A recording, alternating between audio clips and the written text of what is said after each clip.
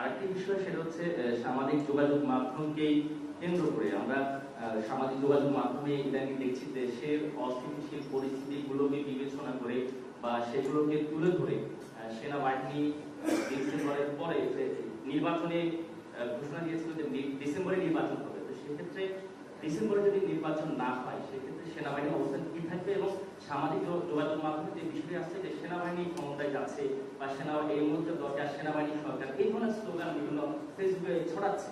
আসলে নির্বাচন ঘিরে সেনাবাহিনীর ঠিক সঠিক অবস্থানটা কি? আপনারা কি নির্বাচনে আসলে কি দেশের ক্ষমতা নিচ্ছে এই ধরনের কিছু, নাকি নির্বাচনে নিরাপত্তার স্বার্থে বা নিরাপত্তার ইস্যুতে আপনারা কাজ করছেন?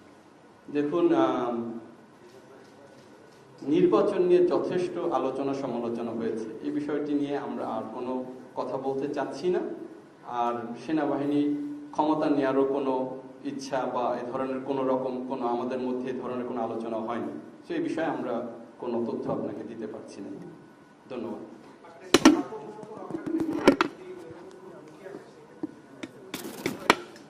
দেশের সার্বভৌমত্ব রক্ষার জন্য বা নিরাপত্তা রক্ষার জন্য আমরা সর্বদা সেনাবাহিনী একত্রে এবং একতাবদ্ধ হয়ে কাজ করে আসছি এবং